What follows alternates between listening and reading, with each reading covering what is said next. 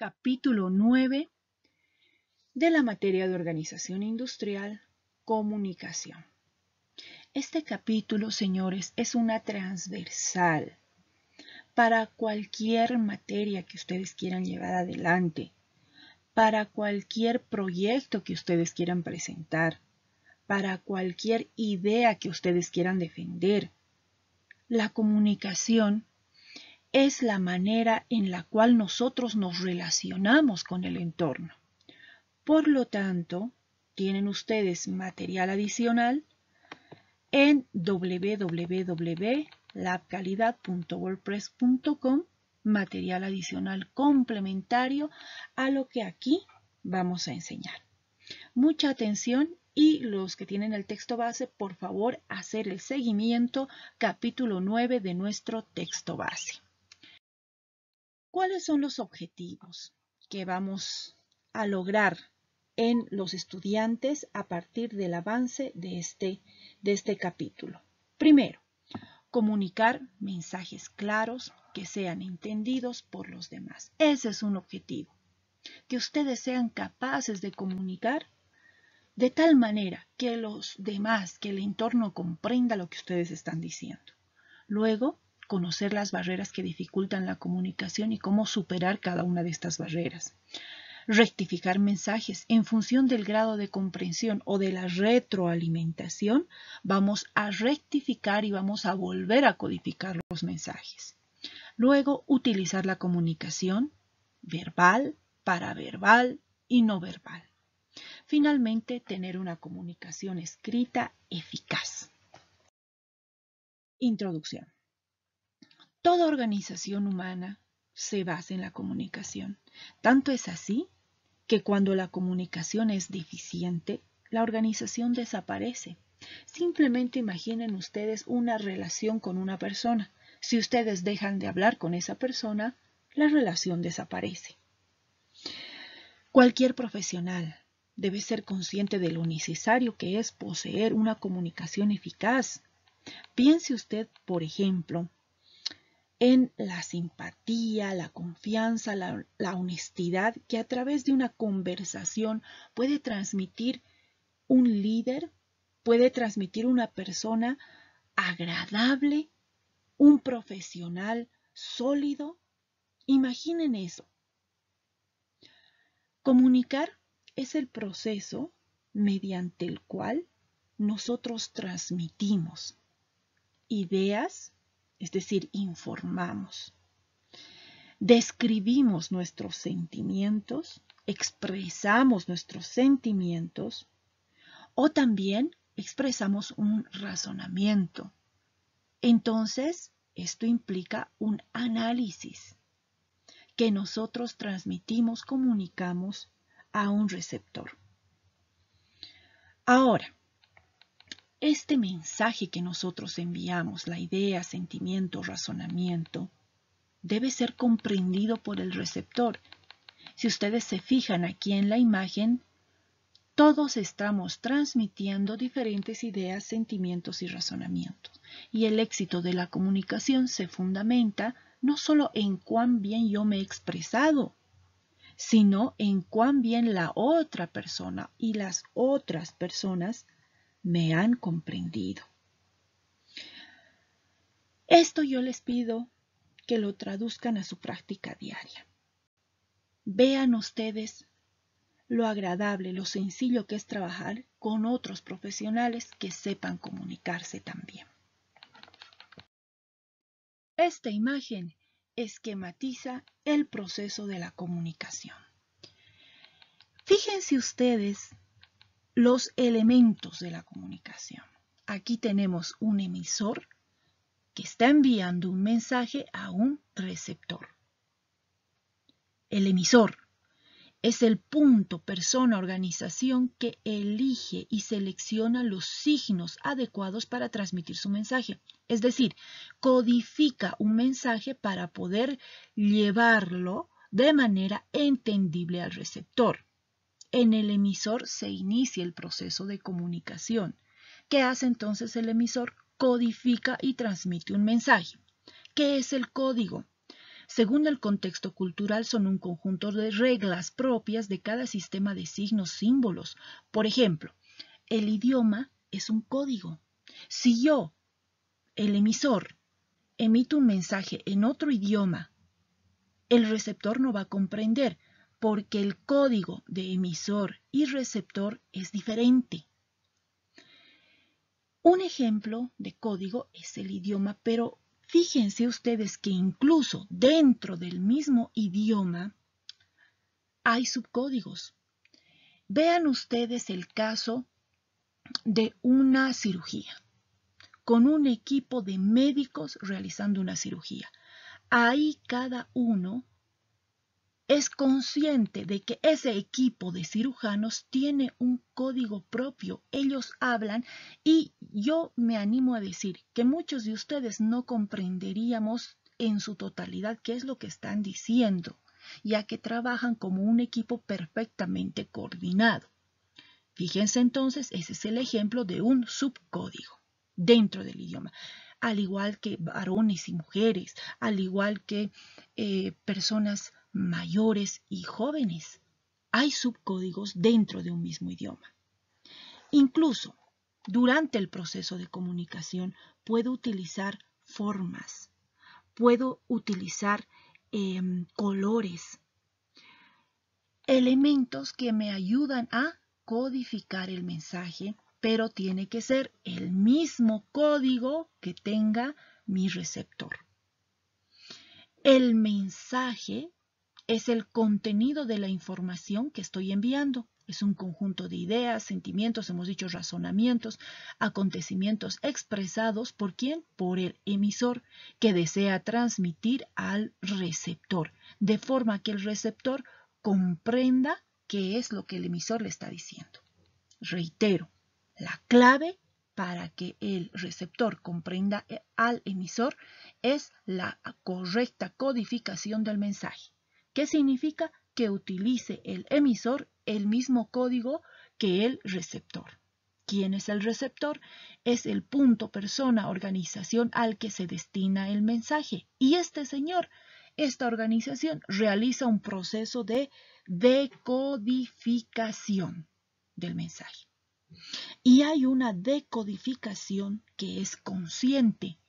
Por ejemplo, si me dice algo en mi mismo idioma, automáticamente en mi mente decodifico y comprendo. Y eso es una decodificación consciente. Pero cuando utilizamos colores, cuando utilizamos formas, cuando utilizamos otro tipo de mecanismos de codificación, por ejemplo, cierto tipo de movimientos, eso hace que el receptor reciba un mensaje que decodifica de manera inconsciente. ¿Qué es el canal? El canal son los medios de comunicación, es decir, el medio a través del cual se transmite la información, conectando al emisor y al receptor, porque no siempre nos vamos a comunicar estando en persona, sino que es probable que utilicemos un canal. Al respecto, entonces, ¿qué es el ruido? El ruido es una interferencia o es una barrera. Son las distorsiones del sonido en la conversación o la distorsión de imágenes, la alteración de la escritura, por ejemplo, en un viaje, la afonía del hablante, la sordera del receptor, la ortografía defectuosa o la distracción del receptor. Esos son ruidos durante el proceso de comunicación. ¿Qué es el feedback? Otro punto vital de la comunicación. Si el mensaje ha ido del emisor en este sentido al receptor, el receptor debe enviar un feedback en sentido contrario. Esta retroalimentación se llama mensaje de retorno y es la condición necesaria para la interactividad del proceso de comunicación, siempre y cuando se reciba una respuesta en el receptor, una actitud, una conducta, una respuesta. Se logra la interacción entre el emisor y el receptor. Si no hay retroalimentación, entonces solo hay información. Puede haber la emisión de un mensaje, pero no hay comunicación, porque el receptor no está emitiendo el feedback para el emisor. Entonces, el emisor no está seguro de si el mensaje se ha comprendido o no se ha comprendido. Hablemos ahora del modelo VAC. El modelo VAC nos dice que los seres humanos tenemos 3 canales de percepción diferentes que nos ayudan a recibir la información del entorno. Veamos, hablamos en programación neurolingüística del canal visual, del canal de percepción auditivo, del canal de percepción kinestésico. Utilizamos nosotros más, es decir, somos más visuales cuando nuestro sistema de percepción recuerda mejor imágenes, gráficos, figuras, formas, letras. Ustedes van a reconocer a una persona visual porque uno es visual cuando resalta las cosas, cuando las pinta. Seguramente cuando va a una clase tiene un estuche lleno de colores, reglas, resaltadores, bolígrafos y de lo que se encarga es de marcar las cosas porque su percepción visual es muy alta. Otra cosa, la posición de estas personas visuales. Los visuales normalmente son más erguidos y tienden a parecer mucho más atentos porque siempre están mirando cuando alguien trata de comunicarse con ellos.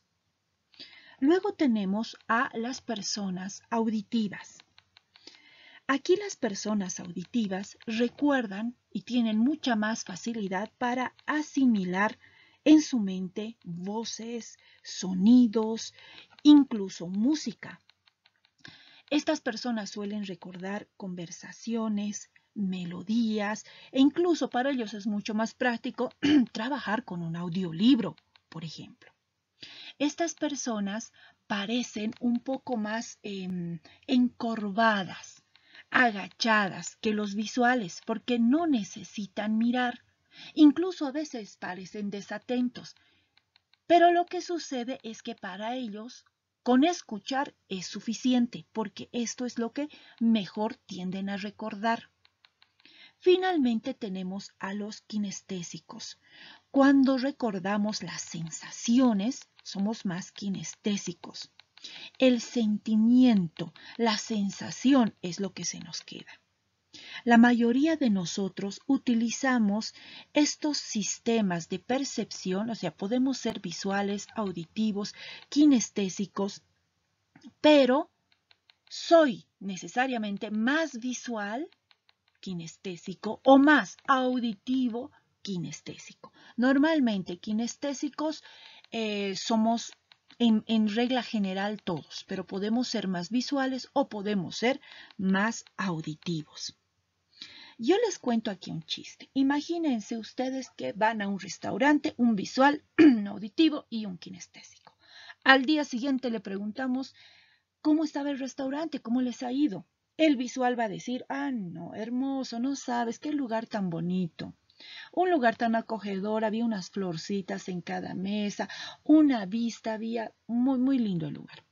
El auditivo dirá, ay, súper agradable, ¿no sabes? Hemos tenido una conversación linda y además había una música de fondo, incluso había al fondo un parquecito donde estaban riendo unos niños, muy agradable. El kinestésico, ¿qué va a decir?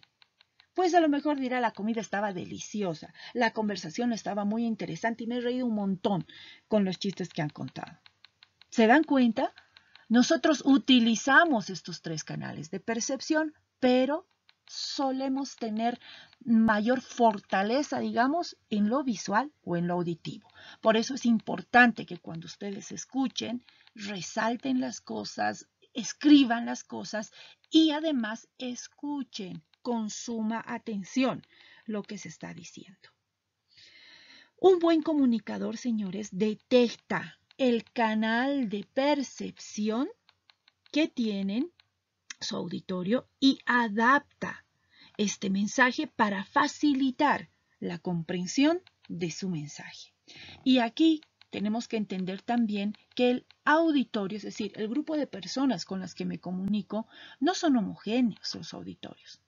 Son más bien heterogéneos, tenemos personas distintas. Por eso, cuando yo me estoy comunicando, debo utilizar imágenes y si no tengo imágenes a mano, pues debo mover mis manos mostrando imágenes. Debo llamar la atención con diferentes entonaciones en lo que estoy diciendo y debo además llegar al sentimiento de las personas de alguna manera, a las sensaciones de las personas. Continuemos entonces y ahora vamos a hablar de lo que es la retroalimentación o el feedback, que hemos dicho es importantísimo. Si no hay feedback, señores, nosotros no sabemos si la comunicación está siendo eficaz, si se nos está comprendiendo. La retroalimentación es adecuada cuando sabemos si me están comprendiendo, si para bien o para mal. Yo sé, imagínense, se está emitiendo un mensaje del emisor al receptor y el feedback es una obligación del receptor al emisor. Hay 4 tipos principales de retroalimentación por parte del receptor. Es decir, el receptor va a dar su feedback y lo hace normalmente de 4 maneras. Primero, retroalimentación de atención. El oyente manifiesta atención escogiendo una distancia adecuada, una posición adecuada, una postura adecuada, mirando al receptor alrededor del 50% del tiempo, asiente con la cabeza, hace sonidos vocales o emitiendo alguna afirmación. Estas señales dan idea al emisor de que se le está comprendiendo. Veamos otro tipo de retroalimentación. El receptor puede reforzar la verbalización. Es decir, podrá responder diciendo, entonces por eso es que esto sucede. Es por eso que nosotros deberíamos hacer esto. Estas formas de retroalimentación reflejan que se ha comprendido el significado del comentario. Y además es una verbalización que podemos decir empática, reforzante para el emisor. Veamos la tercera forma de retroalimentación. Aquí el oyente puede mostrar una reacción con su cara, con su expresión. Puede mostrar sorpresa, puede mostrar diversión. Cuando no se puede ver a la otra persona, por ejemplo, si estás hablando por teléfono y las señales visuales no las puedes percibir, entonces, ¿qué hay que hacer? Decir, muy bien, claro, interesante, muy bien, de acuerdo, o no estaría de acuerdo, pero algo tienes que decir, porque imagínense simplemente hablando por teléfono, si la otra persona se calla, tú piensas que no te está escuchando, así de necesaria es la retroalimentación. Veamos ahora el cuarto tipo de retroalimentación y es manifestando desacuerdo. ¿Cómo se manifiesta desacuerdo de una manera asertiva, de una manera adecuada? No se dice, no, eso es mentira, no, falso. No, señores, se dice, quizás tengas algo de razón, pero preferiría que me entregues el trabajo en físico, que me entregues el presupuesto impreso. Quizás tengas algo de razón. Esto es muy importante. Necesitamos utilizar frases asertivas. Luego vamos a ver con detalle, pero sabemos que la asertividad significa que yo hago respetar mi opinión a tiempo que respeto también la opinión de los demás. Por lo tanto, en un entorno empresarial y profesional se dice, quizás tengas algo de razón, pero preferiría y manifiestas tu idea. Me parece interesante. No obstante, no estoy de acuerdo porque tal cosa. Esto de me parece interesante es una expresión anodina que nos va a salvar muchas veces, porque cuando tú definitivamente, totalmente estás en desacuerdo con algo, tienes que calmarte y decir interesante, ¿verdad? No estoy diciendo ni acuerdo ni desacuerdo, simplemente es interesante. Reglas para dar y recibir feedback. Fíjense en esta primera columna, nosotros tenemos las reglas para dar el feedback. No se ha de criticar, solo se establecen puntos de vista. Lo que decíamos hace un momento, no se critica al emisor, solo se establece puntos de vista y se realizan, ¿qué te puedo decir? De manera que más bien faciliten el proceso de comunicación y no lo bloqueen. Hay que animar al emisor. Señores, si yo le digo a alguno de ustedes, usted, señor, emite este mensaje delante de este auditorio, esto no es sencillo. Por lo tanto, nuestro feedback debe ir destinado a animar al emisor y no más bien a desanimarlo. Se debe hacer referencia a hechos concretos. En tal caso tú dirás, ok, estoy de acuerdo con el informe que se ha entregado impreso, no obstante en relación a los gráficos tengo alguna observación. Eso es ser concreto. Se ha de ofrecer una alternativa positiva. Y tú dirás, en cuanto a los gráficos, verlos en blanco y negro no deja muy claro. Entonces, lo interesante sería presentarlo a colores. Eso es dar una alternativa. Hay que mirar y hablar directamente al emisor. Cuando tú estás dando feedback, debes mirar directamente al emisor. Esto es importante. Para que el emisor entienda el feedback, debe haber una comunicación clara. Si es visual, si es auditivo, si es kinestésico, puedo utilizar mis manos para señalar algo, puedo expresarme con diferentes palabras si noto que no me entiende. Para recibir el feedback, hay que adoptar un papel activo, de decir, bueno, se me ha entendido, o sea, he hecho que me entiendan, se me comprende. Puedo escuchar y tomar notas también, ¿no? Decir, ok, entonces los gráficos habría que hacerlos a color, pedir más información. ¿Hay que hacer todos los gráficos a color o simplemente los que están en la presentación 1, 2, 3? ¿Se dan cuenta? Reclame descripciones de conducta específicas. Tengo que obtener información concreta. Entonces, ¿la observación solo es en relación a los gráficos? Ya. ¿La parte de las tablas se comprenden o preferirían también que lo ponga a color? Evite justificarse o defenderse. Decir, sí, es que estoy bastante, yo qué sé, cansado, estoy bastante ocupado. No se trata de justificarte porque nadie te está atacando, sino que se trata de comprender cómo puedes mejorar la comunicación, tus herramientas de comunicación. Deja siempre que el interlocutor termine. Cuando le pides un feedback, le preguntas, ¿se ha entendido? Espera a que te conteste. Y finalmente, resumir el feedback. Bueno, entonces las gráficas las voy a poner a color simplemente de la presentación 1, 2 y 3. Los cuadros no los voy a colorear. Ese es el resumen del feedback. Hablemos ahora de los mensajes informativos. Es seguro que en su desempeño profesional o incluso durante su época y sus periodos de estudio, ustedes tengan que redactar mensajes informativos. Estos mensajes, para llegar con claridad y ser entendidos por su receptor, deben cumplir los siguientes requisitos. 1. Claridad. Claridad, ¿qué significa? Se trata de sustituir las palabras que no vayan de acuerdo con el código del receptor. ¿Se entiende? Claridad, entonces, ¿qué es? Hablar y enviar el mensaje en el código del receptor. Imaginen que yo estoy preparando un informe para mi jefe. Entonces, ¿cuál es el código de mi jefe? Le voy a hablar con tablas, le voy a hablar con gráficas, le voy a hablar con análisis de gráficos, ¿cierto? En cambio, si yo voy a emitir un mensaje para mis trabajadores, lo más probable es que tenga que pararme adelante y yo personalmente proyectar o dibujar el gráfico y hablarles en terminología mucho más sencilla. Claridad entonces significa utilizar el código del receptor. Brevedad. Una información gana eficacia cuando acortamos el contenido sin que por esto sea incompleto. El orden. Los datos deben estructurarse siguiendo un orden lógico y ser presentados gradualmente. La insistencia.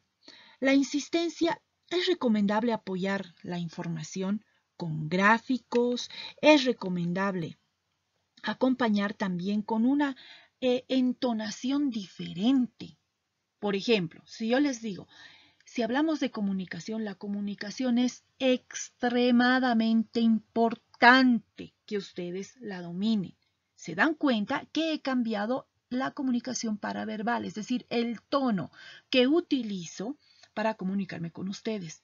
Esa insistencia entonces se plasma en diferentes entonaciones. Si a tus trabajadores tú les dices, esto señores es urgente, se debe hacer ahora mismo. ¿Se dan cuenta? Esa es la insistencia.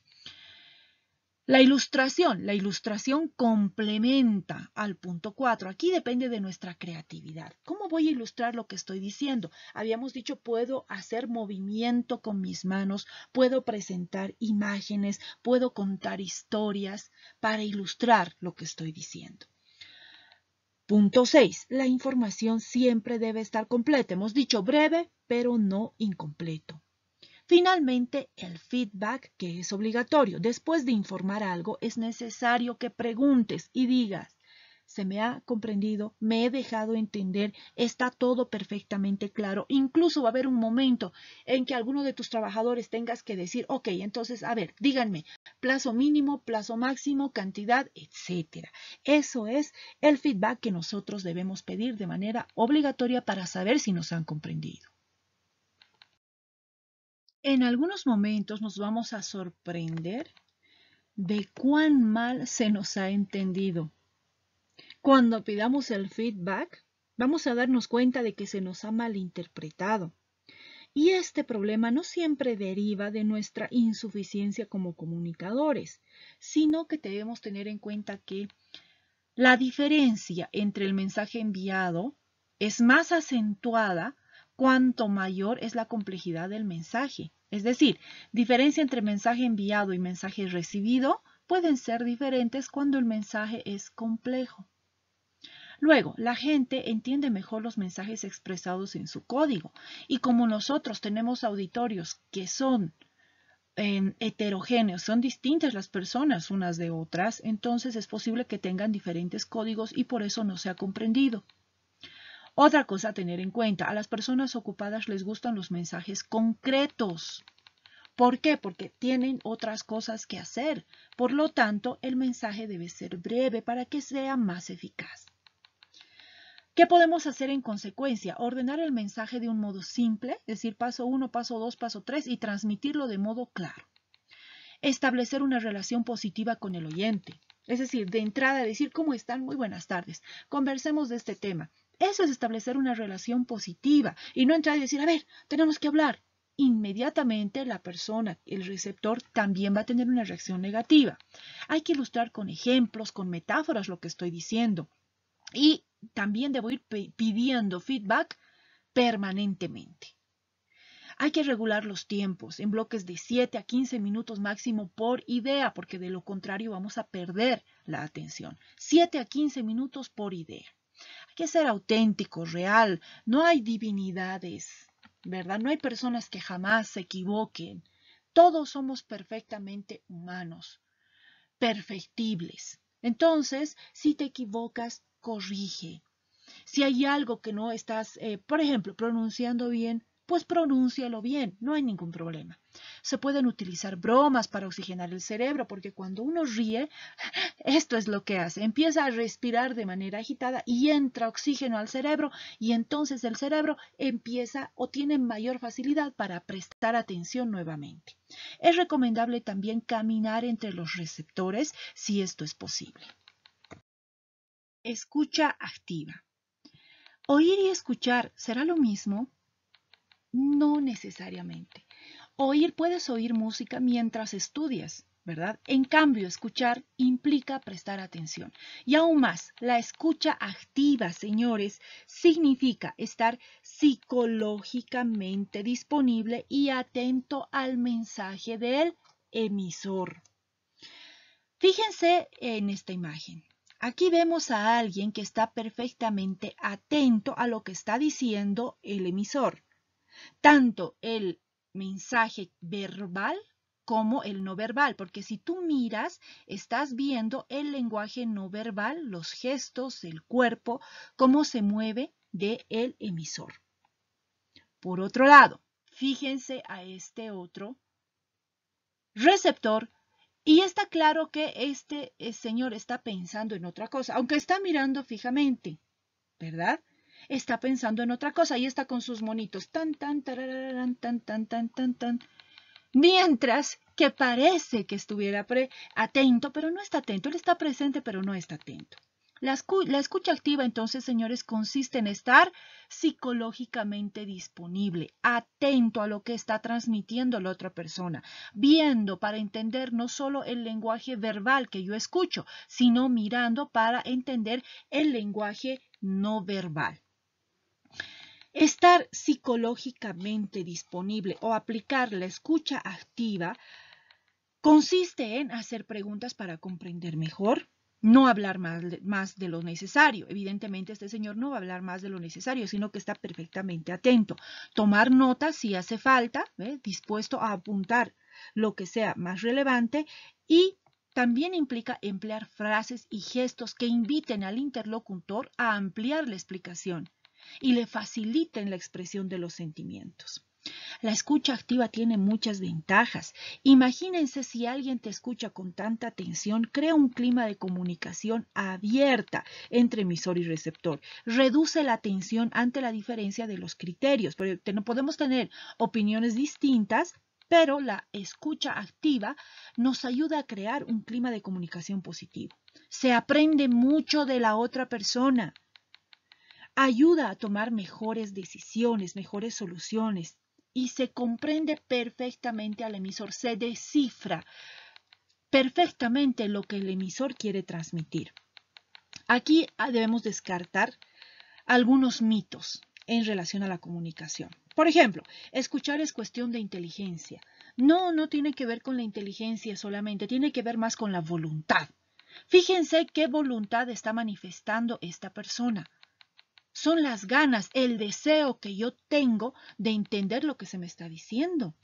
Escuchar activamente no es sencillo. Vaciar nuestro cerebro de cualquier pensamiento parásito no es sencillo e implica el empleo de una fuerte voluntad. Luego, la práctica diaria hace necesaria una formación específica en escucha activa. No, nosotros tenemos práctica diaria en oír, no en la escucha activa. Debemos esforzarnos para que la escucha activa se convierta en un hábito. Yo me animo a decir, señores, que si ustedes aplicaran escucha activa a cada una de sus clases, ya no tendrían que estudiar. Lo que pasa es que mientras ustedes están pasando sus clases, viendo sus videos, leyendo en teoría su material, están pensando en otras cosas al mismo tiempo. Ese es el problema. La capacidad de escuchar depende solo de la agudeza auditiva. No, si estamos viendo acá, el oído es solamente un canal de percepción, el canal auditivo. Pero, ¿dónde está el canal visual? El kinestésico, ¿verdad? El sistema de educación, al enseñarnos a leer, escribir, nos enseña a escuchar. Falso. Nos enseña a oír y estar callados y no decir nada, pero no nos enseña a aplicar la escucha activa.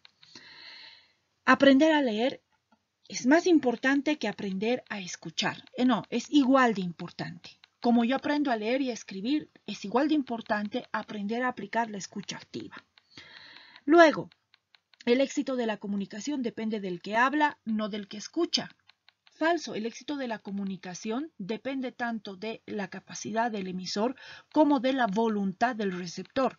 Por mucho que este emisor se esfuerce terriblemente traduciendo una y otra vez a diferentes códigos el mensaje, si el receptor no tiene la voluntad de comprender y de aplicar la escucha activa, el mensaje no se va a comprender.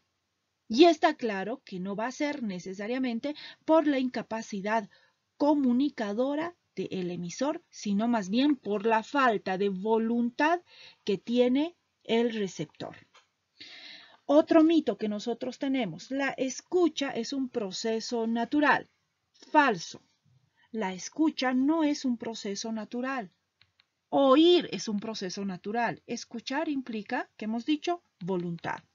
Finalmente, los auditorios son homogéneos. Totalmente falso. Aquí estos dos señores son parte del auditorio. Y este puede tener un canal de percepción distinto a este. Puede tener un código diferente a este otro. Principios de la escucha activa. Recordemos que para nosotros un principio es una regla. ¿Qué regla se debe seguir para la escucha activa? Tener una determinada, que hemos dicho, disposición psicológica. Tener la mente vacía de pensamientos parásitos. Debemos escuchar como si fuéramos a realizar una exposición de lo que se nos está explicando. Si yo te dijera, todo lo que te estoy diciendo hoy día, mañana tienes que prepararlo para una exposición ante tus compañeros, entonces escucharías con mucha más atención, pues así debes hacerlo siempre. Observar cuidadosamente al interlocutor. Miren acá cómo es la comunicación. Utilizar gestos y posturas corporales adecuadas, postura abierta. Esta es una postura abierta. ¿Ya? Contacto visual, expresión facial de atención, incentivos no verbales que animen a seguir comunicando, usar un volumen y tono de voz apropiados, hacer uso de la palabra en el momento adecuado, no interrumpir a la otra parte, ser comprensivo con las circunstancias del emisor, porque si aquí la señorita se va a poner a pensar, ay, mira qué fea su chaqueta, que está arrugada, que cómo no va a planchar, dejó de aplicar escucha activa y se está perdiendo el contenido del mensaje que le está enviando el emisor. Evitar las distracciones internas como externas, pensamientos parásitos, mi celular está vibrando, eso es lo que debo evitar. Intente comprender la estructura interna del discurso. Porque, ¿qué me está diciendo y en qué orden me ha ordenado el mensaje? Esto es importante, comprender la estructura interna de lo que me está diciendo.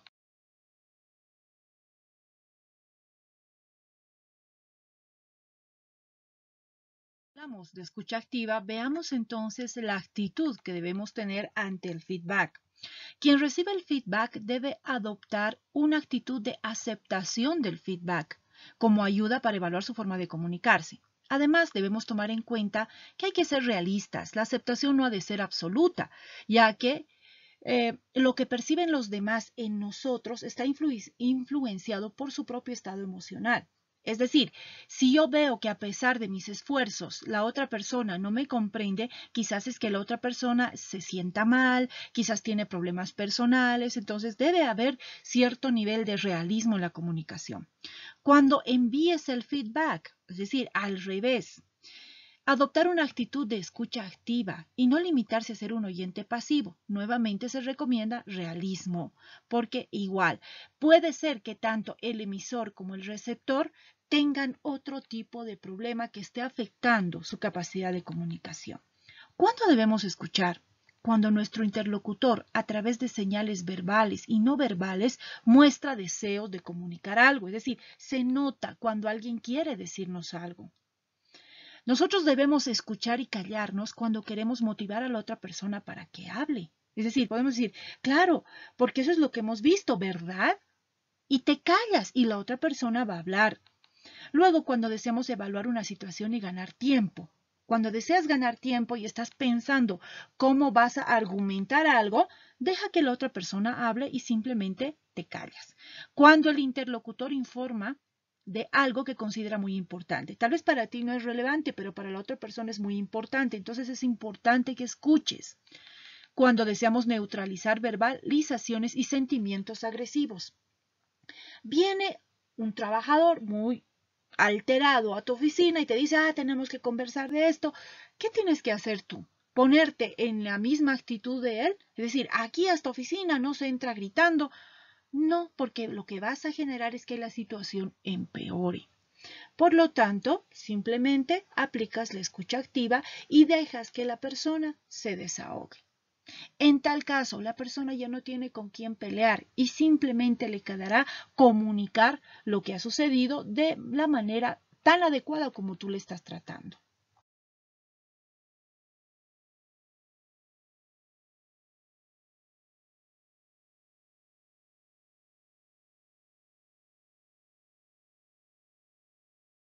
¿Cuáles son las barreras para una buena comunicación? Hablemos primero de los estereotipos. Un estereotipo, señores, es un cliché.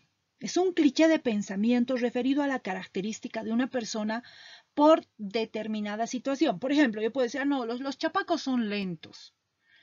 No, los médicos son matasanos. Eso es un estereotipo que bloquea el proceso de comunicación. Si yo de entrada pienso así de mi emisor, estoy bloqueando y estoy perdiendo yo más que el emisor, ya que estoy cerrado al proceso de comunicación. hablemos de las filtraciones.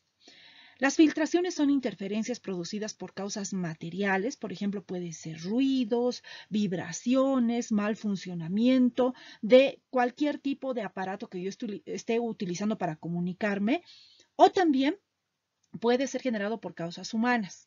En el caso de que yo esté hablando por teléfono, en el caso de que esté en una videoconferencia o que incluso esté grabando un video, esta filtración, este sonido adicional, este eco, podría ser algo que perjudique y que bloquee, que sea una barrera para la comunicación. Las actitudes defensivas. Viene un compañero y empezamos a hablar del tema de los trabajadores con capacidades diferentes. Inmediatamente me bloqueo, me pongo a la defensiva porque tengo un hermano que es ciego. En realidad no estoy captando el mensaje que me están diciendo porque me he bloqueado al sentirme aludido y me he puesto en una actitud defensiva. Luego tenemos la falta de empatía. Todos yo creo que hemos vivido el tema de que vamos al banco y ahí están las filas para los ancianitos, filas preferentes.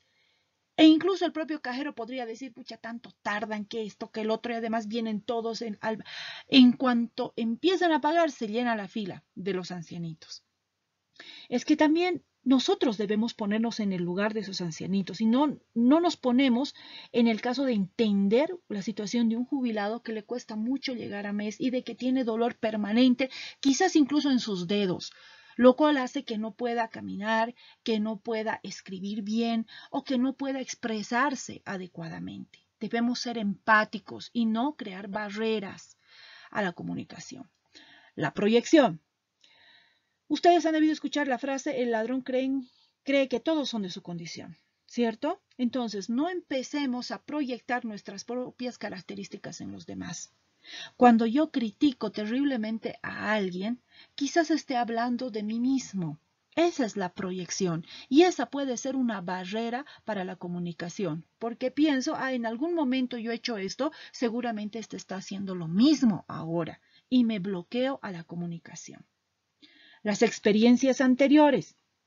En un pasado, uno de tus compañeros que te alababa mucho, en realidad era porque quería que lo asciendas en el trabajo. Y ahora piensas que todos aquellos que te alaban lo hacen por esa razón. No dejes que esa experiencia anterior defina tus experiencias posteriores. Evidentemente, debemos aprender de las cosas que hemos vivido antes, pero no creando barreras para la comunicación positiva que yo pueda tener con otras personas diferentes. Hablemos ahora, señores, de la asertividad. ¿Qué es la asertividad? Se puede definir la asertividad como la expresión directa de los propios sentimientos, necesidades, derechos, sin amenazar a los demás o negar sus propios derechos. Es decir, cuando expresamos nosotros nuestras ideas, nuestras opiniones, nuestras convicciones, a tiempo que respetamos las opiniones y las convicciones de los demás, estamos siendo asertivos. Algo que parece tan lógico y razonable, a menudo, señores, no se produce y no somos asertivos. Tenemos muy arraigada la necesidad de aprobación a veces y decimos lo que los demás quieren escuchar y no realmente lo que pensamos. Por perder aprobación, muchas veces inhibimos nuestra asertividad y desarrollamos conductas inadecuadas. Y el otro extremo sería la petulancia, la soberbia, ¿verdad? Las actitudes y acciones para desarrollar lenguaje asertivo son las que nosotros debemos reforzar en nuestra personalidad. Vemos aquí una persona agresiva, una persona pasiva y una persona asertiva. Cuando la persona es capaz de expresar directa, honesta y adecuada y oportunamente sus sentimientos, pensamientos, deseos y defender sus propios derechos, sin violar, sin agredir, sin violentar los derechos de los demás, está siendo una persona asertiva. El lenguaje asertivo que nosotros debemos desarrollar pasa por las siguientes reglas. No se autominimice. Por ejemplo, en vez de decir, disculpe que le moleste, perdón que le quite su tiempo, No, eso es autominimizar lo que yo tengo que decir. En vez de decir eso, yo debo decir, lo que quiero conversar con usted es importante. Solo le voy a pedir 2 minutos de su tiempo. Fíjense, he pedido audiencia, pero sin autominimizarme. Luego, evite personalizar lo negativo. No debes decir, no puedo responder eso en este momento, o no sé. Eso no se dice. Lo que puedes argumentar es decir, en este momento no existen datos para responder a esa consulta. ¿Te das cuenta? En este momento no se cuenta con la información. Eso es despersonalizar lo negativo. No se dice no puedo, no sé. Quizás podrías decir, en este momento no cuento con la información aquí, pero si usted me da 5 minutos, si usted me da hasta la tarde, eso es ser solvente y ser asertivo. Otra regla, conecte la autocrítica con algo positivo. En vez de decir, ay, sí, me he equivocado. No, lo que debes decir es, a pesar de que mi intención era la mejor, el consejo que te di no fue acertado. Pero conéctalo con algo positivo, porque en realidad tu intención era positiva. Luego, otra regla, no descalifiques globalmente a nadie, de decir, ay, este no sirve para nada, este todo lo hace mal. No se habla así de las personas, porque tampoco es cierto que todo haga mal, que no sirva para nada, eso es falso. Lo que debes decir es, el trabajo de tal persona no se ajusta a lo solicitado. El informe que enviaste no corresponde a lo que se te ha solicitado, lo que se te ha pedido. Otra regla, aceptar los elogios sin disculpas. Por ejemplo, en vez de decir, cualquiera hubiera hecho lo mismo, no te preocupes. No, lo que tienes que decir es, me alegra mucho haber podido ayudarte. Cuando alguien te dice, qué bonita, qué simpático estás hoy día, no vas a decir, ay, no, y eso que mi traje es viejito, no, y eso que no me he peinado. No, tienes que decir muchas gracias. Aceptar los elogios sin minimizarlos. Relativizar. ¿A qué se refiere esto de relativizar? Imagínate que te has comprado un autito y viene alguien y dice, ay, qué color tan feo, ¿cómo te vas a comprar ese color? ¿Qué tienes que decir? ¿No te gusta el color de mi coche? Ni modo, pues, tu problema. No, no, no. Lo que debes decir es, ¿no te gusta el color de mi coche? No eres el único. Te cuento que en mi casa, mi papá, mi mamá, todos me han dicho qué color tan feo. Pero ¿sabes qué? A mí me encanta ese color. ¿Te das cuenta? Estás siendo totalmente asertivo. Solicite información concreta. Cuando alguien te dice, ay, no, es que tú eres un irresponsable. A ver, ¿en qué soy irresponsable? En los horarios, en las entregas, en la adecuación del trabajo. Necesito que seas concreto, porque nadie puede descalificarte, como tú tampoco descalificas totalmente a nadie. Apóyese en expresiones. Por ejemplo, en vez de decir, tú dependes de mí, vamos a decir, es importante tener claro que todos estamos yendo en el mismo rumbo. Estamos como en un barco. Si nos hundimos todo. ¿Te das cuenta? En vez de ser pedante, tú puedes utilizar una metáfora para explicar exactamente lo mismo. Personalice cuando sea positivo. En vez de decir, ay, pero si esto es fácil. No, lo que tienes que decir, no hay problema, yo tengo la solución. Otra recomendación para el lenguaje asertivo, no dramatices. Estás en un entorno empresarial, en un entorno profesional. No se dice, ay, no, ya estamos perdidos, esto es lo peor, lo que jamás podremos salir de esto. No. Quizás podrías emitir un comentario como es importante, es esencial valorar lo que ha sucedido. ¿Verdad? Sin dramatizar. Y otra manera de utilizar el lenguaje asertivo es usando el doble alternativa. Es decir, el doble alternativa significa que cuando tú quieres lograr algo, lo planteas como una doble alternativa. ¿Quieres que venga mañana en la mañana o te parece mejor en la tarde? ¿Te das cuenta? Tú ya estás estableciendo de entrada que vas a venir mañana, pero lo que puede escoger la otra persona es si va a venir mañana en la mañana o en la tarde. Eso es utilizar el doble alternativa. Muy interesante entonces para lograr lo que uno desea. Luego, evita expresiones que empiecen con negaciones. Es decir, ¿no quiere que venga a visitarle? No, pues lo que tienes que decir es lo que acabamos de mencionar. Decirle, ¿desea que venga mañana? ¿A qué hora? ¿En la tarde o, o temprano?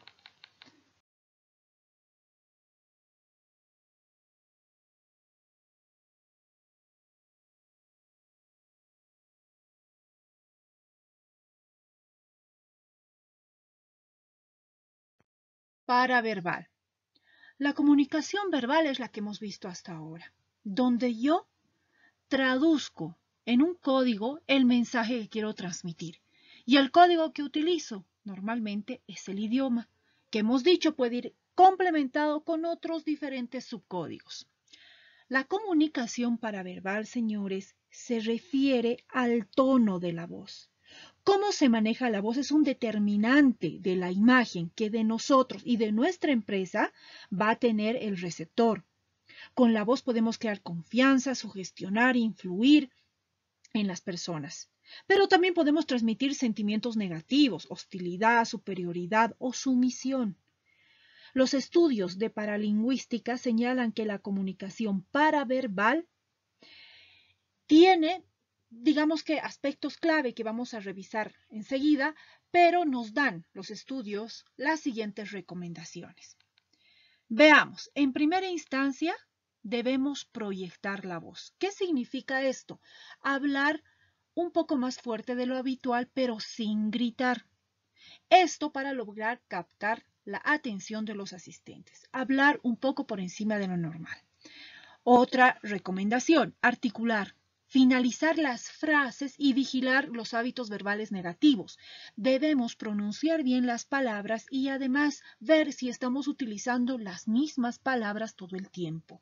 Para evitarlo, pronunciar recalcando las sílabas acentuadas y cuidando el vocabulario, escogiendo las palabras adecuadas. Hacer eco significa repetir las frases más importantes con entonaciones distintas, es decir, esto es importante. Y luego lo repito y digo porque esto es sumamente importante. Cambio la entonación y puedo cambiar el ritmo, la velocidad a la cual estoy hablando. Luego también recomiendan utilizar la entonación kinestésica. La entonación kinestésica, señores, significa suavizar, ralentizar la voz para enfatizar lo que se ha dicho. Aquí, recomendación en cuanto a la entonación kinestésica es utilizarla cuando quiero transmitir mensajes, ¿qué les puedo decir? Sensibles para mis receptores.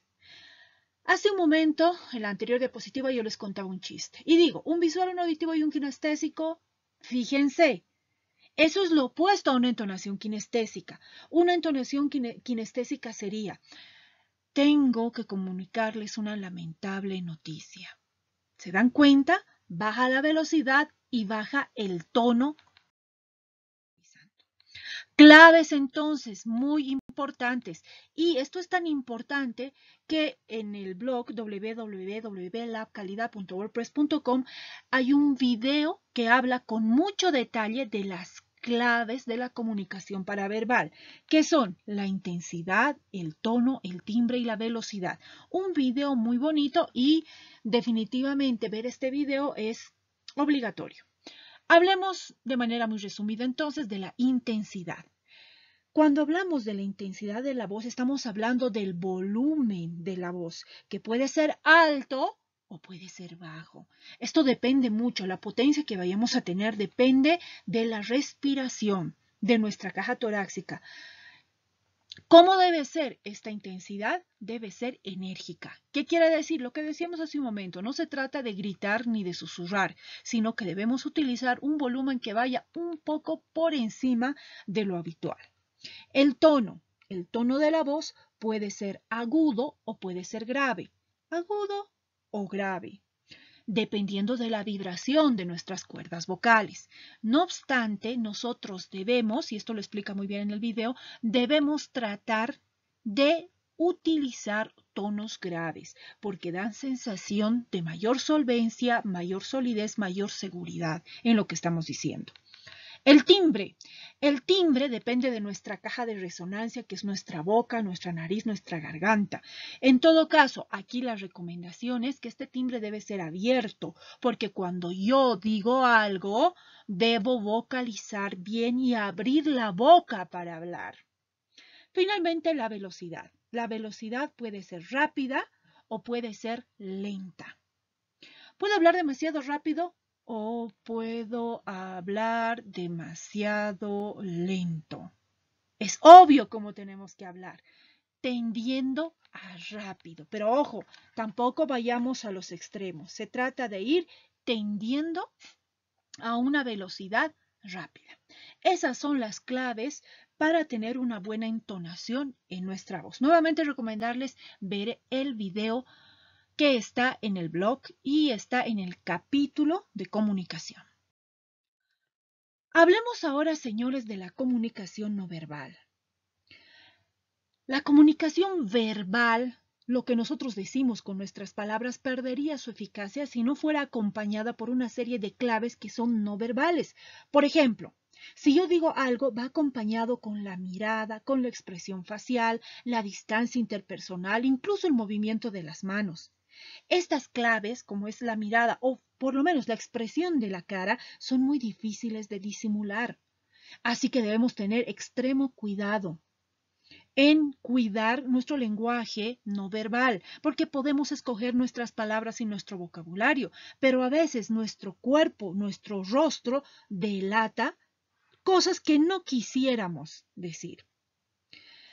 Por lo tanto, cuando la comunicación verbal y la no verbal son opuestas, ¿a qué le vamos a creer? A la comunicación no verbal, porque es mucho más difícil de disimular. Hablemos de la mirada. El contacto visual es importante porque indica que estamos atendiendo a los demás, ¿se acuerdan? Es parte de la escucha activa. Esta mirada nos ayuda a percibir señales no verbales de nuestro interlocutor. Además, abre y cierra los canales de comunicación, porque si yo estoy hablando con alguien e inmediatamente le dejo de mirar, estoy cerrando el canal de comunicación. Podemos hablar entonces de que la mirada es tan valiosa para nosotros porque indica atención, es útil para ver qué nos está diciendo de una manera no verbal el interlocutor y abre y cierra los canales de comunicación regulando los turnos que tenemos para hablar.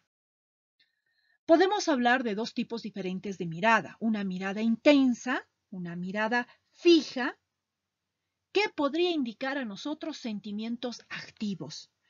Podría ser de una manera amistosa, dense cuenta, se trata de la expresión facial. Yo voy a saber si esa mirada fija es amistosa, es hostil o es temerosa, porque cuando tengo miedo también miro fijamente, pero es la expresión facial la que acompaña. En general, el desviar la mirada suele significar timidez si lo que hago es bajar la cabeza. Si lo que hago es subir la cabeza, significa superioridad ocasional. Y también puede, si giro a los costados, en algún momento también puede interpretarse como un coqueteo. Ahora, señores, para esto tenemos una serie muy interesante que se llama Lie to Me y vamos a ir viendo más adelante cómo se aplican, ¿no?, las recomendaciones de esta serie. Hablemos ahora de la expresión facial. La cara habla por nosotros. La principal función o las principales funciones de la expresión facial son que muestra nuestro estado emocional. Proporciona un feedback continuo para la comprensión de los mensajes. O sea, viendo la cara de alguien, yo sé si me entiende o no me entiende, si me ha comprendido o no. Transmite mensajes claros sobre nuestra opinión respecto a los comentarios de los demás. Entonces, en cuanto a la mirada y en general a la expresión facial, como les decía, es importante que ustedes vean la serie Lie to Me, que también les he preparado un video en el blog www.labcalidad.wordpress.com, y en base a este video ustedes preparen un informe de lo que han comprendido. En cuanto a nuestro cuerpo, la posición del cuerpo, hacia dónde se voltea, la forma de sentarse de una persona, cómo permanece de pie o cómo camina son aspectos que reflejan sus actitudes y sentimientos sobre ella misma y su relación con los demás. Fíjense si alguien se sienta con los pies sobre el escritorio. Dense cuenta de la imagen que está transmitiendo. Dense cuenta que si alguien se para y está completamente contraído, cabizbajo, la sensación que transmite esta persona, ¿verdad? La postura de nuestro cuerpo refleja lo que sentimos acerca de nosotros mismos, en relación con los demás también.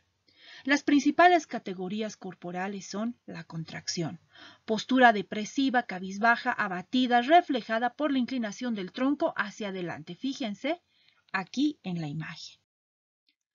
La retirada, postura de rechazo, repulsa reflejada en un giro del cuerpo hacia otro lado, o lo que hacemos es colocar las manos en medio. Y esto fíjense que es incluso completamente involuntario. Cuando te dicen a lo que no te agrada, automáticamente colocas tus manos y haces el cuerpo hacia atrás. Tenemos la expansión. La expansión, postura orgullosa, engreída, arrogante, comunicada por la expansión del pecho y los hombros levantados. Fíjense aquí una variante, y es que si tú además levantas el mentón, entonces te reafirmas en la posición de manera orgullosa, engreída y arrogante. No obstante, si a pesar de mantener el pecho expandido, bajas un poco el mentón, se convierte en una posición totalmente apropiada para la presentación de un profesional. También hacemos la posición de acercamiento. Esta es una postura atenta, comunicada por una inclinación del cuerpo hacia el interlocutor. Fíjense aquí, él está en una posición de acercamiento porque su cuerpo está hacia las personas con las cuales está hablando. De acuerdo con la neurooratoria, en cuanto a la vestimenta, se recomienda vestirse de un color neutro sin estampados.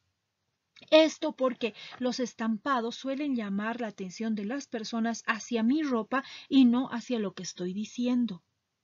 Es decir, miran mi ropa y no el rostro, no las manos. Por eso, también vamos a ver enseguida en relación a las manos, se recomienda suspender las mangas. En cuanto a los colores, se recomienda colores. Por ejemplo, en este caso, tenemos un color oscuro por fuera y un color claro por dentro. El tema de los colores depende mucho de la profesión. Por ejemplo, si yo soy un abogado y voy vestido de verde, pues no da una sensación de total solvencia en cuanto a la profesión, ¿o sí? No, ¿verdad? Y esto es totalmente, ¿qué les puedo decir? Involuntario. Es algo que directamente entra a nuestra mente. Ahora, imagínense un caso opuesto. Estoy llamando a un publicista y el publicista me viene todo vestido de negro. Pues tampoco me da la sensación de que sea la persona más creativa, la persona más innovadora, ¿verdad? Entonces depende de la profesión. Se recomienda en cuanto a los colores. Para las profesiones que deben ser más bien serias, formales, por ejemplo, abogados, por ejemplo, algún tipo de autoridad, se recomienda colores oscuros en la chaqueta y un color claro adelante para iluminar el rostro.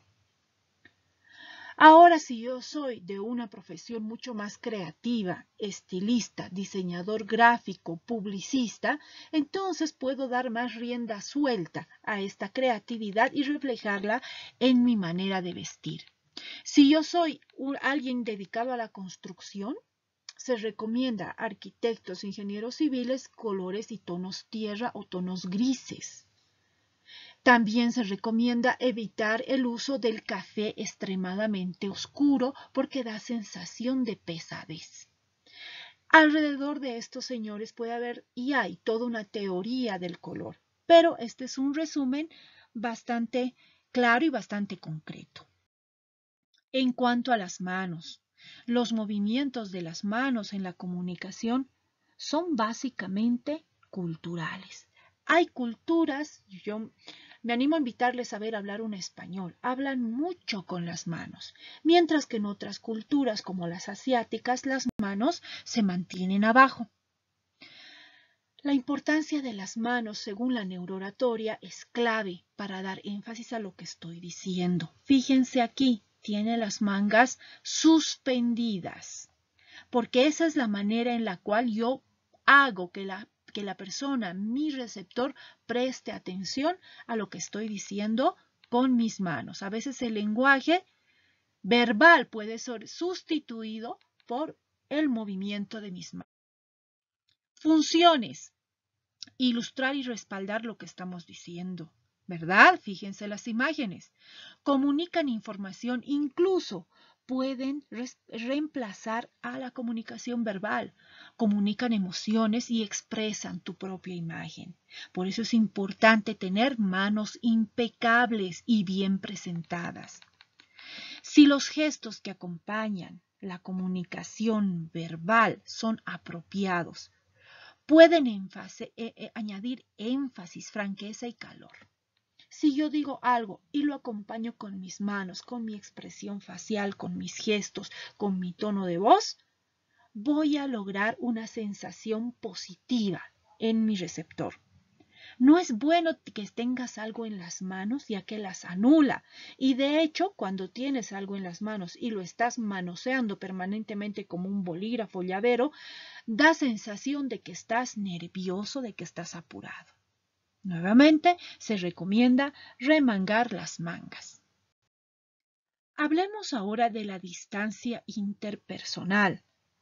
La cultura aquí también impone una serie de normas con respecto a la distancia y a la proximidad que nosotros podemos tener unos con otros.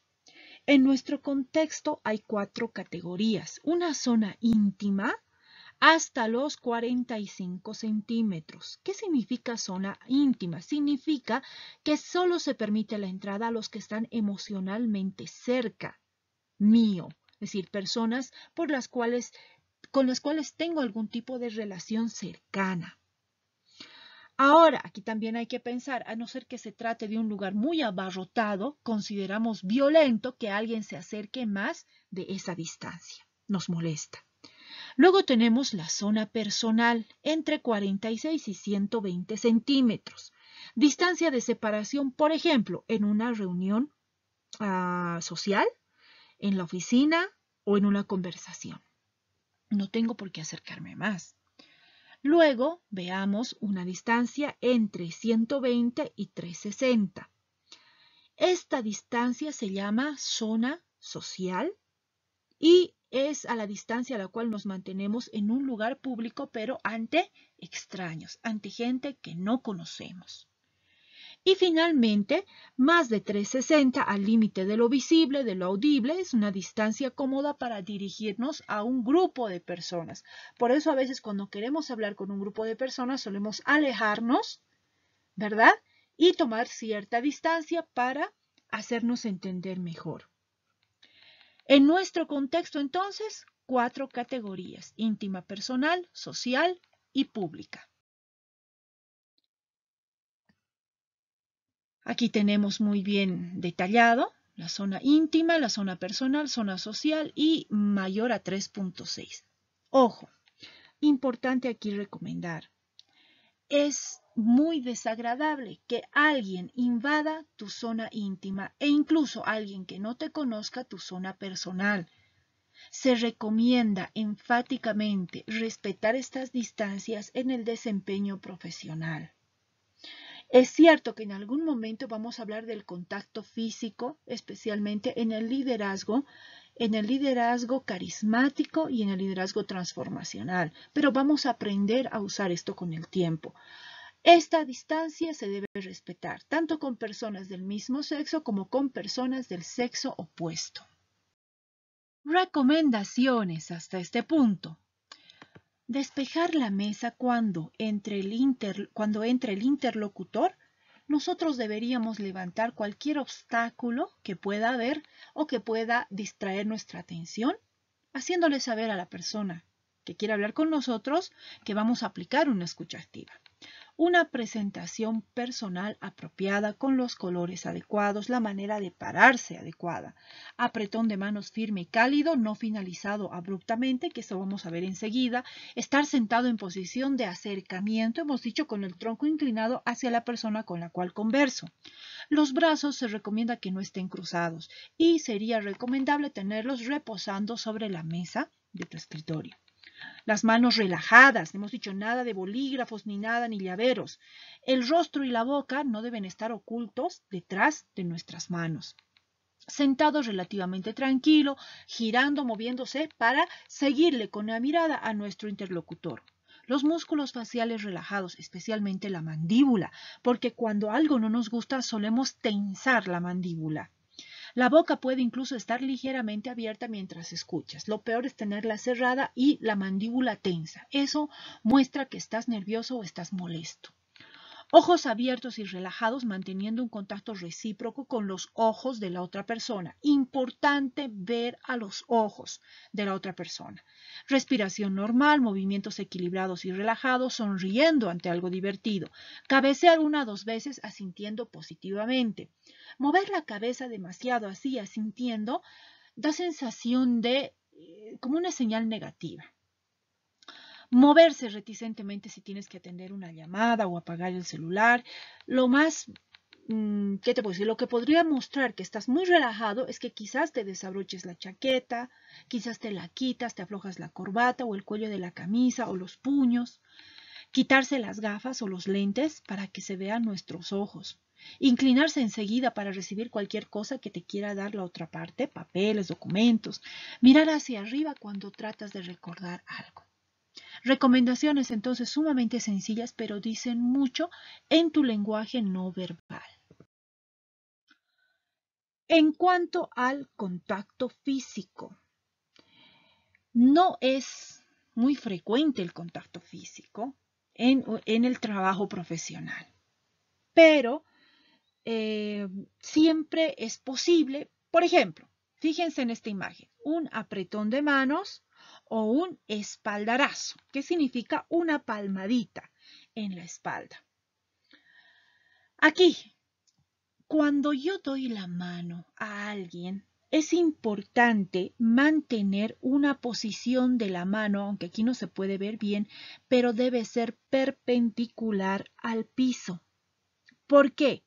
Porque si al dar la mano, lo que yo permito, o lo que yo hago es girar mi mano para que quede arriba de la mano de la otra persona, yo estoy en una actitud de dominio. Por el contrario, si dejo que mi mano se vaya hacia abajo, estoy en una actitud de sumisión. Entonces, vean ustedes cómo se puede utilizar esto en caso de que esté en una situación conflictiva y es útil hacerle sentir a la otra persona que vamos a ceder cierto control. Entonces voy a girar mi mano y mi mano va a quedar hacia abajo y la otra persona va a quedar hacia arriba.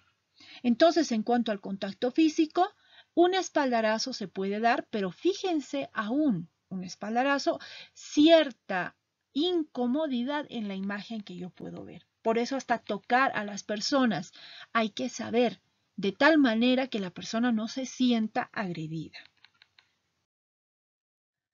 ¿Cómo debe ser entonces el saludo de manos? Actitud de igualdad con una posición, ahora sí se ve muy bien, perpendicular al piso. En un plano profesional, dar la mano, señores, es importante y eso es algo que ustedes deben practicar. La mano se debe dar de una manera firme, de tal manera que haya un apretón, pero un apretón firme, no agresivo. Y tampoco demasiado suave, de tal manera que mi mano no parezca una flema.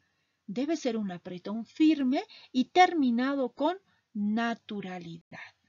Practiquen entonces el dar la mano de la manera adecuada. La comunicación escrita.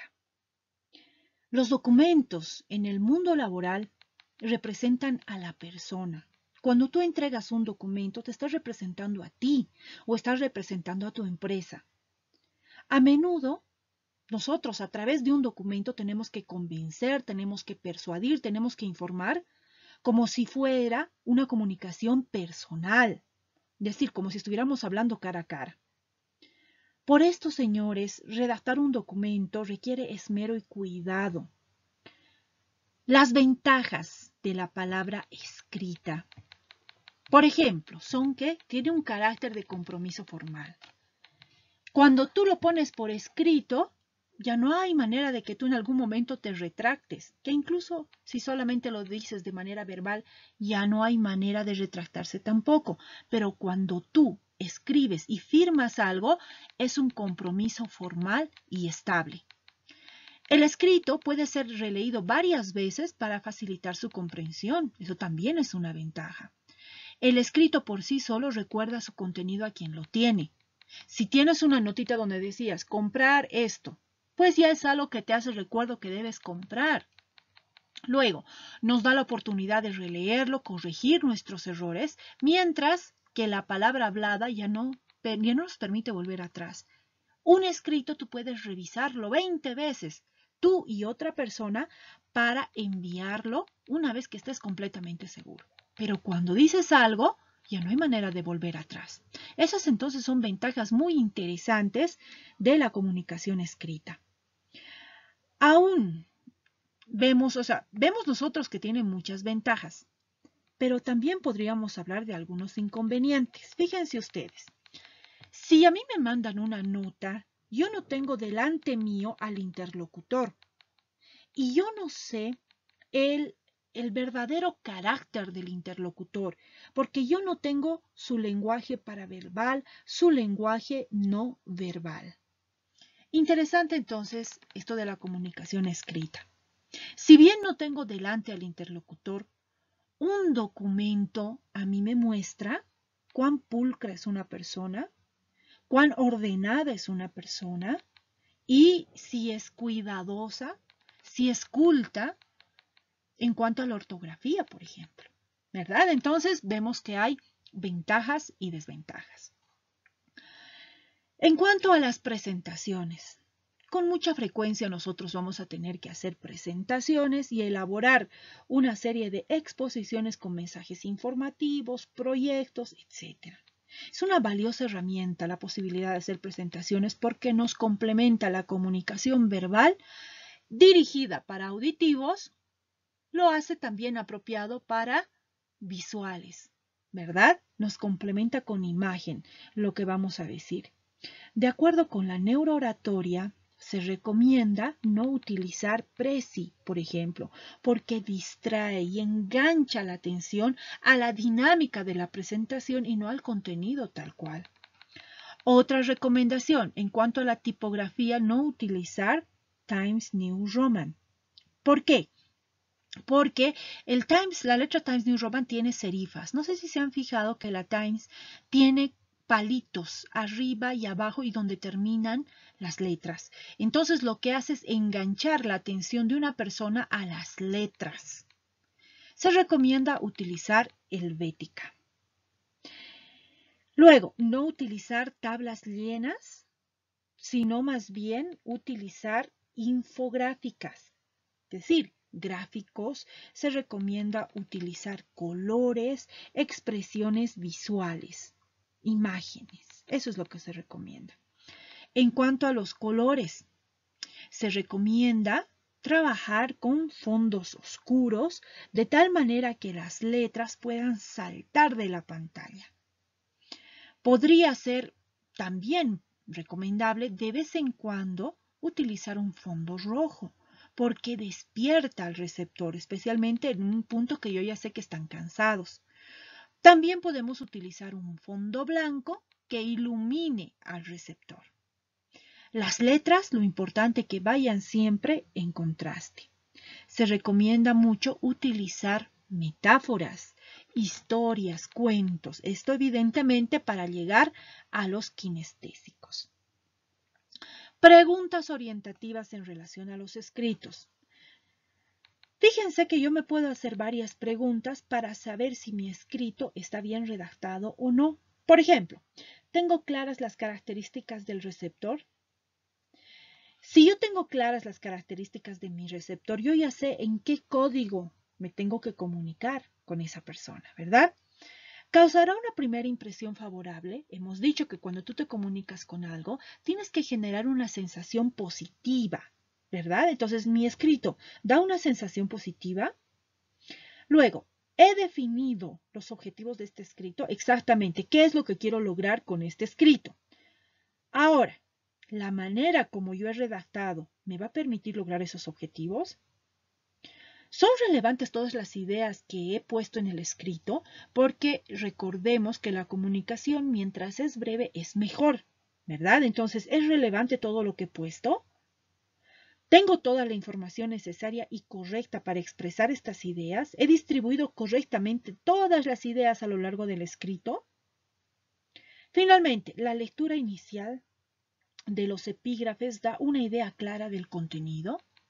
Cuando ustedes presentan, por ejemplo, un proyecto de grado, una tesis, ustedes presentan un resumen. Cuando ustedes presentan una carta, ustedes presentan una referencia. Entonces, esta referencia tiene que dar idea del contenido del documento. Otra pregunta que me puedo plantear es, ¿estoy utilizando un lenguaje sencillo, un lenguaje claro? ¿Defiendo de forma adecuada mis argumentos y estoy utilizando lenguaje asertivo, como hemos aprendido? ¿Utilizo las ayudas visuales de manera adecuada? Hemos dicho gráficas, dibujos, imágenes. Finalmente, ¿da el documento impresión de seguridad sin parecer arrogante? Muy buenas preguntas entonces que yo debo contestar cada vez que escribo algo. ¿Cuáles son los requisitos que debe tener un buen escrito? Fíjense, estaríamos hablando primero de simplicidad. Lo ideal que sea breve, que utilice frases cortas y párrafos cortos. No puedo agarrar yo y escribir toda una plana sin separar en párrafos. Esto no es adecuado. Esto lo que hace es que el lector se aburra, ¿verdad? Y a lo mejor dirija su atención a otras cosas que no va a ser el escrito. La simplicidad también implica usar mensajes claros, sencillos, que expongas las ideas de una, en orden. Hay que evitar el uso excesivo de las conjunciones, porque la conjunción lo que hace es que generemos párrafos extremadamente largos. Les recuerdo, una conjunción es, por lo tanto, en consecuencia, sin embargo. Lo que hace la conjunción es permitirnos unir dos párrafos. Nuestro escrito también debe ser ameno. Hay que intercalar frases largas con cortas para evitar la monotonía. Hay que variar la construcción de las frases. No puedo empezar todos los párrafos de la misma manera. Y tengo que tratar de ilustrar con ejemplos las ideas complicadas. El lenguaje debe ser sencillo. Hay que emplear un lenguaje natural, siempre evitando caer en vulgarismos. Un lenguaje natural, un lenguaje coloquial, es mucho más efectivo que expresiones muy rebuscadas, palabras muy complicadas. Hay que evitar en lo posible el lenguaje excesivamente formal y las adulaciones en los escritos. Hay que tomarse tiempo para escribir. No se hacen los escritos deprisa, corriendo. Escribir no es fácil, es una tarea complicada, hay que concentrarse. Y no puedo estar haciendo varias cosas a la vez que estoy escribiendo. Una segunda lectura siempre nos viene bien. Yo leo algo y es posible que no encuentre errores, pero alguien debe ayudarme en esta revisión y a lo mejor durante su lectura es probable que encuentre algún tipo de error. La opinión de otra persona es muy valiosa al momento de evaluar los escritos. Finalmente, emplear un tono positivo. Procuremos siempre en nuestro lenguaje resaltar los aspectos positivos o incluso neutrales, ¿ya? Y matizar lo que sea negativo. Hay que poner énfasis en lo que se puede hacer y no en lo que no se puede hacer.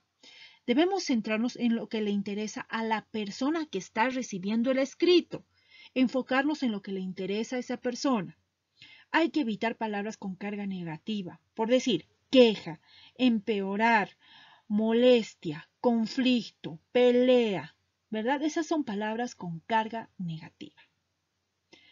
Para distraerse entonces, señores, ustedes vean y preparen un informe de los videos de neurooratoria de Jürgen Klarik. De hecho, yo les he preparado en el blog, en el capítulo de comunicación, un video muy interesante. Entonces, a partir de ese video, ustedes preparen su informe.